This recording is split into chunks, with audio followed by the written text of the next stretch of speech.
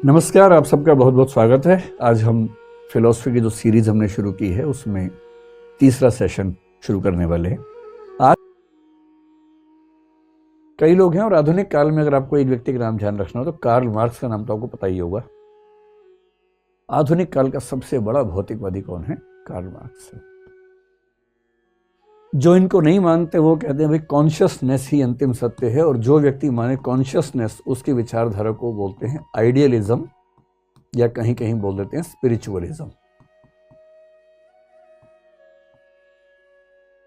हिंदी में प्रत्ययवाद या विज्ञानवाद या अध्यात्मवाद, तीन नाम चलते हैं, लेकिन शब्द अंग्रेजी का लेंगे तो उससे समझना आसान रहेगा ताकि कंफ्यूजन ना हो। हिंदी में अनुवाद कई बार अलग अलग पुस्तकों में अलग अलग होता है। जब भी कोई बोले आइडियलिज्म, इसका मतलब अंतिम सत्ता चेतन पदार्थ की है। इनके सामने क्राइसिस क्या है कि चेतन से भौतिक कैसे साबित करें, विचार से लोहा कैसे बना, कैसे समझाएं। तो दो तरीके होते हैं, एक ये कि लोहा है ही नहीं, सिर्फ विचार है, और दूसरा ये कि विचार जो है भ्रांति है, भ्रम है, इल्यूजन है। भारतीय परंपरा की बात करें तो शंकराचार्य इसमें सबसे ऊपर है, अद्वैत वेदांत, और ये मानते हैं कि जो भौतिक वस्तु है वो मिथ्या है। आपने शब्द सुने मिथ्या? मिथ्या का मतलब अंतिम रूप से सत्य नहीं है, अंतिम सत्य केवल चेतना है। और पश्चिम में एक व्यक्ति हुआ हीगेल, अभी आप केवल इन दो का नाम ध्यान रखें। हीगेल मानता है कि दुनिया मिथ्या नहीं है, और जो भौतिक वस्तुएं नजर आती है दरअसल वो विचार ही होता है। आपको अजीब सा लग रहा होगा ना, तो मैं आपको एक हल्का सा खेल खेल के बताता हूँ। भारत में एक और दर्शन है बहुत ही खतरनाक, जिसको बोलते हैं योगाचार विज्ञानवाद, बौद्ध परंपरा में हुआ, और पश्चिम में बर्कले। इन दोनों ने लगभग एक जैसी बात की है और इतनी खतरनाक बात की है, मैं आपको समझाता हूँ 2 मिनट के अंदर।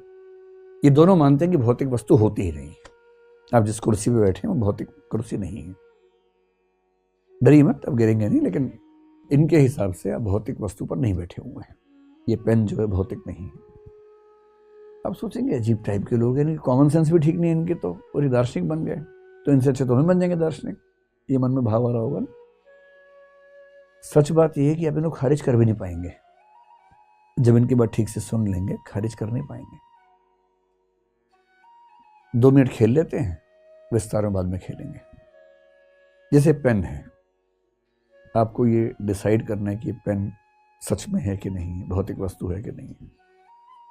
आप कैसे डिसाइड करेंगे?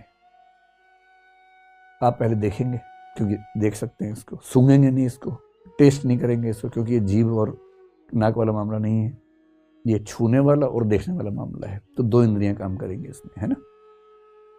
आपने देखा, आपने कहा पेन नहीं, इस पर क्या सोचना है।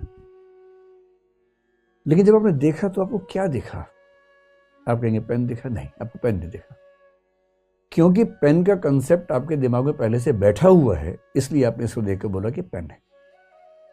अगर आपको पेन दिखता है ना, तो एक बहुत छोटा बच्चा जब पहली बार इसको देखता है इसको पेन बोलता है वो भी, पर बहुत छोटा बच्चा जिसने पेन कभी ना देखा वो उसको पेन नहीं बोलता है। आप 10 बार बताएंगे तब पेन बोलना शुरू करता है, उसके पहले नहीं बोलता है पेन। तो आपने देखा क्या? एक लगभग 5-6 इंच की आकृति जो बहुत पतली सी है, थोड़ी गोलाकार है, आगे से थोड़ी सी नुकीली है, ऐसी आकृति आपको दिखी, पेन नहीं दिखा। पेन तो आपने बोला उसको। कितना हंस रहे हैं कि भैया ये तो जादू होने वाला लगता है। सच में जादू हो जाता है भाई। योगाचार विज्ञानवाद बर्कले के हाथ में पड़ जाओगे ना, वापस आते हुए खुद तो संभाल के आओगे कि मैं बचा रहा हूँ किसी तरह से भौतिक। बड़ी दिक्कत है उनके सामने। तो आपने जो देखा, एक काली आकृति देखी, फिर आपने छुआ। हो सकता दबाने वाला पेन भी होता, कई बार आपने छू के ऐसे ऐसे किया, पर क्योंकि आपको पहले से पता है कि ऐसे दबाने वाली चीज पेन होती है, इसलिए आपने पेन बोल दिया, वरना आप नहीं बोल पाते। वरना आप क्या बोलते?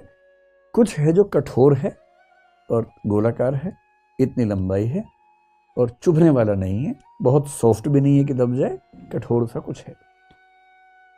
और फिर आपने क्या किया? आपने एक विशेष किस्म की आकृति में जब कठोरता का अनुभव भी ऐड हो जाए, खास किस्म का, उनको दिमाग में जोड़ के एक नाम दे दिया पेन।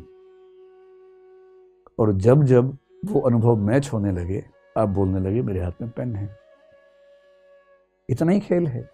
आपको लग रहा है गलत जगह आ गए भाई, ये तो लगता है कुछ गड़बड़ करेगा, मदारी वाली फीलिंग आ रही है आप लोगों को कि, है ना। लेकिन दरअसल आप देखें, ये दर्शन में बहुत बड़ी समस्या है। और कांट, जो कि मेरी नज़र में सबसे महान दार्शनिक हुआ, उसने अंत में कहा कि जगत में वस्तुएं हैं नहीं हैं, कैसी हैं, हम जान ही नहीं सकते, क्योंकि हमारी जो रेंज है वो केवल उन अनुभवों तक है जो हमारे पास आ रहे हैं। अनुभव क्या आ रहा है? कठोरता, काला, इतना ही अनुभव है। उसके बियॉन्ड चीज़ें हैं या नहीं हैं, तो ऐसी ही है या नहीं, हम दावा नहीं कर सकते।